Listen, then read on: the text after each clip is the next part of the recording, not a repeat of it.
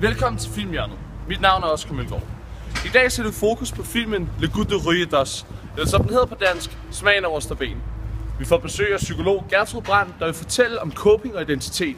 Desuden så kommer Susanne Spitz, der er professor i filmvidenskab og fortæller om de filmtekniske virkemidler. Velkommen til.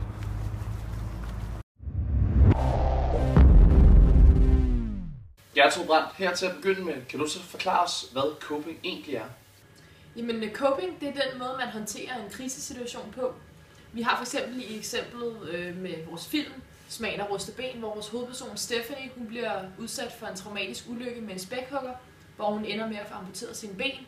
Hun skal altså lære at cope og håndtere en pludselig krise bedst muligt. Du nævner her, at hun havner i en krise. Hvordan håndterer hun det på det psykologiske plan? Jamen, hvis vi for eksempel tager fat i teoretikeren Johan Kullberg, han mener jo, at når man er ude for en krisesituation, så det første, man vil opleve, det er den her chokfase. Og i chokfasen, der vil alle ens følelser være et stort kaos. I filmen, der er Stephanie, det er der, hun ender med at bryde sammen på gulvet, da hun finder ud af, at hun har mistet sine ben. Så det er altså her, hvor hendes chokfase er. Efter chokfasen, så kommer så reaktionsfasen, hvor man ligesom har erkendt, at den her krise, den er opstået og sket. Og herfra kan man så gå to veje. Man kan bearbejde krisen, eller også så kan man gå i lås. Og hvad gør vores hovedperson? Låser hun sig fast, eller bearbejder hun krisen? Jamen, Stephanie, hun går i den her destruktive retning, da hun efter at have kendt hændelsen, ligesom låser sig fast i krisen. Hun føler sig simpelthen hjælpeløs. Men som filmen skrider frem, så får hun hjælp til at komme ud af den destruktive fase, og ender faktisk med at skabe den her fungerende hverdag og få livsglæden tilbage. Når du siger her, at Stephanie har været udsat for den her traumatiske ulykke, er der så nogle måder, hvor hun ændrer sin identitet? Jeg tænker, hun har været vant til en situation, har haft en identitet. Ændrer hun sig så i løbet af filmen? Identitet, det er jo den her sociale konstruktion. Man danner sin identitet både af en selv, men også af de mennesker omkring en, og hvordan folk egentlig bedømmer en. Og det kaldes også social konstruktivisme.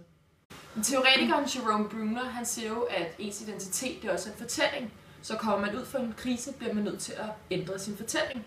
For eksempel så har den her spækhugger-træning, som vores hovedperson Stephanie, hun altid har levet med, det har været en del af hendes hverdag. Og da hun så får amputeret sine ben, kan hun selvfølgelig ikke træne spækhuggerne mere, og derfor bliver hun nødt til at ændre sin fortælling og sin identitet.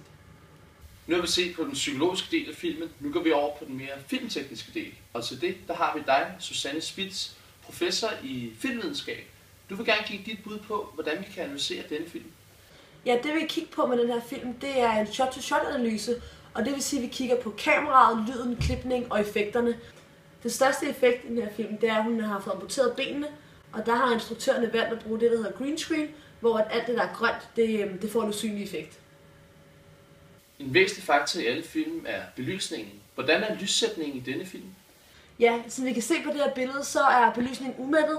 Det vil sige, at de kolde farver, der træder frem, og filmerne er generelt præget af low-key belysning. Og instruktørerne har med vilje valgt, at der skal være så naturligt lys som muligt. Så som vi kan se her på billedet, så sidder hun i et mørkt værelse, og det eneste lys, der kommer ind, det er lyset fra vinduet. En ting er, hvordan scenen er bygget op. En anden ting er belysningen. Men hvordan fungerer lyden i filmen, og også i den her scene? I filmen der er overvejende diegetisk lyd. Det vil sige, at det eneste lyd, vi hører på filmen, det er det lyd, der rent faktisk er i rummet. Og i den her scene, der er vores anden hovedperson skramler ude i køkkenet, og hun sidder i sengen, og man kan høre en vejrtrækning. Det vil sige, at de har altså ikke brugt noget underlægningsmusik. Og nogle gange så er det faktisk så naturligt, at man også kan høre kameramandens vejrtrækning. Det er rimelig atypisk, man kan høre kameramandens vejrtrækning. Bliver der benyttet andre filmiske virkemidler? Ja, når du siger det, så er hele filmen faktisk filmet med håndholdt kamera. Og det giver en effekt af autenticitet, og det kan man også se har været målet med filmen, og sådan, at lave et autentisk miljø. På denne måde adskiller filmen Le Goût de Ruyédos sig fra andre film, og specielt Hollywood-verdenen.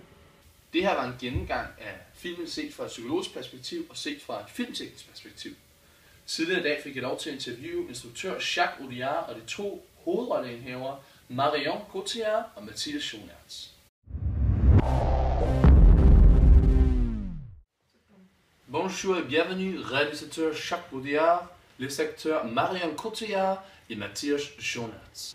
Jacques Audiard, pourquoi avez-vous créé le film Le Goût de Ruyédos? Mon idée avec la création du film, et de montrer le monde qu'on peut passer à autre chose, bien qu'on ait vécu un accident traumatique. Oui, bien. Je voudrais savoir comment c'était jouer un rôle où on perd les jambes. On les voit sur cette photographie. Marion Cotillard. C'était très bizarre et étrange de jouer le rôle. Le plus grand peur est de perdre mes jambes. Mathias Jonas. Comment c'était être un père qui est irresponsable et sans temps pour son fils? C'était très drôle, parce que je dois jouer un homme qui n'aime pas les sentiments. C'est absolument le contraire de moi. Mais c'était difficile, parce que j'avais pitié des armes quand il s'est cogné sa tête contre la table. Jacques Audiard, avez-vous, vous-même, vécu cette affaire? Oui, malheureusement, mes parents sont morts quand j'avais 9 ans. Je n'avais pas d'autres membres de ma famille qui pouvaient prendre soin de moi. J'ai grandi chez une famille d'accueil et ils ne me traitaient pas bien. Comment avez-vous passé à autre chose après ton trauma? J'étais très introvertie et encore aujourd'hui, j'ai de la peine à être extrovertie vitement pour une nouvelle personne. Maintenant, vous avez vécu ce trauma. C'était difficile pour vous faire ce film? Non, en réalité pas. Pour moi, c'était facile de trouver les vrais sentiments.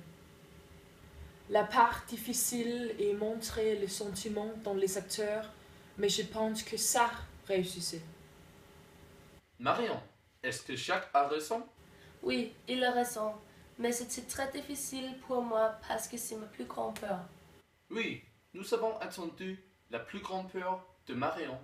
Qu'est-ce que ta plus grande peur, Mathias? Ma plus grande peur est que ma famille et ma chérie mourront. Oui, qui ne veut pas contre ça. Merci pour vos commentaires au film.